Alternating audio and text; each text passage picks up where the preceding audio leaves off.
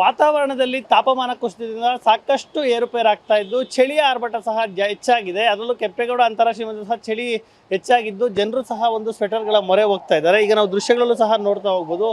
ಏನೊಂದು ಕೆಂಪೇಗೌಡ ಅಂತಾರಾಷ್ಟ್ರೀಯ ವಿಮಾನ ನಿಲ್ದಾಣಕ್ಕೆ ಬರ್ತಾ ಇರ್ತಕ್ಕಂಥ ಪ್ರಯಾಣಿಕರು ಹೆಚ್ಚಾಗಿ ಎಲ್ಲರೂ ಸಹ ಒಂದು ಸ್ವೆಟರ್ಗಳನ್ನ ಧರಿಸ್ಕೊಂಡು ಬೆಳಗ್ಗೆ ಸುರಕ್ಷಿತವಾಗಿ ಏನು ಚಳಿಗೆ ಏನು ಸಾಕಷ್ಟು ನಲುಗುವಂಥ ಪರಿಸ್ಥಿತಿ ನಿರ್ಮಾಣ ಆಗುತ್ತೆ. ಹೀಗಾಗಿ ಸ್ವೆಟರ್ಗಳನ್ನು ಹಾಕ್ಕೊಂಡು ಏರ್ಪೋರ್ಟ್ಗೆ ಬರ್ತಾ ಇದ್ದಾರೆ. ಅದರಲ್ಲೂ ಸಹ ಚಿಕ್ಕ ಮಕ್ಕಳಿಂದ ಮಹಿಳೆಯರು ಸೇರಿದಂತೆ ಸಾಕಷ್ಟು ಸಂಖ್ಯೆಯಲ್ಲಿ ಬೆಳಗ್ಗೆ ಪ್ರಯಾಣ ಮಾಡುವವರು ಹೆಚ್ಚಾಗಿ ಏರ್ಪೋರ್ಟ್ಗೆ ಬರ್ತಾರೆ.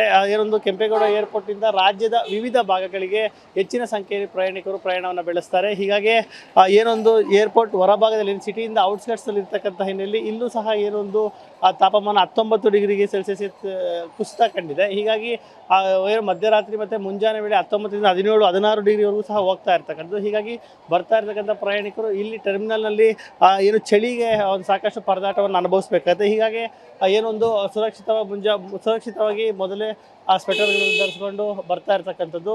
ಹೀಗಾಗಿ ಬರ್ತಾ ಇದ್ದ ಪ್ರಯಾಣಿಕರು ಎಲ್ಲರೂ ಸಹ ಬಹುತೇಕವಾಗಿ ಸ್ವೆಟರ್ಗಳನ್ನು ಬ್ಯಾಗ್ನಲ್ಲಿ ಇಟ್ಕೊಂಡು ಜೊತೆಗೆ ಏನೊಂದು ಧರಿಸ್ಕೊಂಡು ಬರ್ತಾ ಇದ್ದಾರೆ. ಜೊತೆಗೆ ಏರ್ಪೋರ್ಟ್ನಲ್ಲಿ ಏನೊಂದು ದಟ್ಟ ಮಂಜು ಆಗಾಗ ಕವಿತಾನೇ ಇರುತ್ತೆ. ಅದರಲ್ಲೂ ಮುಂಜಾನೆ ವೇಳೆಯಲ್ಲಿ ದಟ್ಟ ಮಂಜು ಕವಿತಾ ಇರೋದ್ರಲ್ಲಿ ಫ್ಲೈಟ್ಗಳು ಸಹ ಡಿಲೇ ಆಗ್ತಾ ಇದೆ.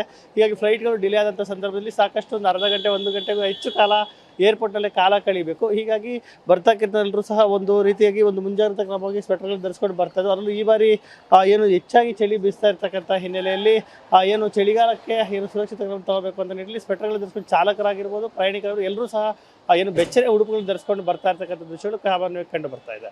ಕ್ಯಾಮ್ರಾ ಪರ್ಸನ್ ಮಂಜುನಾಥ್ ಜೊತೆ ನವೀನ್ TV9 ಏರ್ಪೋರ್ಟ್. ವಾತಾವರಣದಲ್ಲಿ ತಾಪಮಾನ ಕುಸಿತದಿಂದ ಸಾಕಷ್ಟು ಏರುಪೇರಾಗ್ತಾ ಇದ್ದು ಚಳಿಯ ಆರ್ಭಟ ಸಹ ಹೆಚ್ಚಾಗಿದೆ. ಅದರಲ್ಲೂ ಕೆಂಪೇಗೌಡ ಅಂತಾರಾಷ್ಟ್ರೀಯ ವಿಮಾನದಲ್ಲಿ ಸಹ ಚಳಿ ಹೆಚ್ಚಾಗಿದ್ದು ಜನರು ಸಹ ಒಂದು ಸ್ವೆಟರ್ಗಳ ಮೊರೆ ಹೋಗ್ತಾ ಇದ್ದಾರೆ. ಈಗ ನಾವು ದೃಶ್ಯಗಳಲ್ಲೂ ಸಹ ನೋಡ್ತಾ ಹೋಗ್ಬೋದು.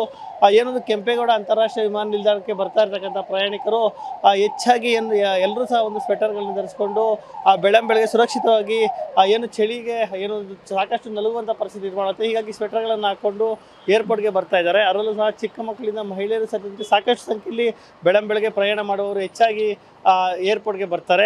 ಏನೊಂದು ಕೆಂಪೇಗೌಡ ಏರ್ಪೋರ್ಟಿಂದ ರಾಜ್ಯದ ವಿವಿಧ ಭಾಗಗಳಿಗೆ ಹೆಚ್ಚಿನ ಸಂಖ್ಯೆಯಲ್ಲಿ ಪ್ರಯಾಣಿಕರು ಪ್ರಯಾಣವನ್ನು ಬೆಳೆಸ್ತಾರೆ. ಹೀಗಾಗಿ ಏನೊಂದು ಏರ್ಪೋರ್ಟ್ ಹೊರಭಾಗದಲ್ಲಿ ಸಿಟಿಯಿಂದ ಔಟ್ಸ್ಕರ್ಟ್ಸಲ್ಲಿ ಇರ್ತಕ್ಕಂಥ ಹಿನ್ನೆಲೆಯಲ್ಲಿ ಇಲ್ಲೂ ಸಹ ಏನೊಂದು ತಾಪಮಾನ 19 ಡಿಗ್ರಿಗೆ ಸೆಲ್ಸಿಯಸ್ ಕುಸಿತ ಕಂಡಿದೆ. ಹೀಗಾಗಿ ಮಧ್ಯರಾತ್ರಿ ಮತ್ತು ಮುಂಜಾನೆ ವೇಳೆ 19 ರಿಂದ 17, 16 ಡಿಗ್ರಿವರೆಗೂ ಸಹ ಹೋಗ್ತಾ ಇರ್ತಕ್ಕಂಥದ್ದು. ಹೀಗಾಗಿ ಬರ್ತಾ ಇರ್ತಕ್ಕಂಥ ಪ್ರಯಾಣಿಕರು ಇಲ್ಲಿ ಟರ್ಮಿನಲ್ನಲ್ಲಿ ಏನು ಚಳಿಗೆ ಒಂದು ಸಾಕಷ್ಟು ಪರದಾಟವನ್ನು ಅನುಭವಿಸಬೇಕಾಗುತ್ತೆ. ಹೀಗಾಗಿ ಏನೊಂದು ಸುರಕ್ಷಿತವಾಗಿ ಮೊದಲೇ ಸ್ವೆಟರ್ಗಳನ್ನು ಧರಿಸ್ಕೊಂಡು ಬರ್ತಾ ಇರ್ತಕ್ಕಂಥದ್ದು.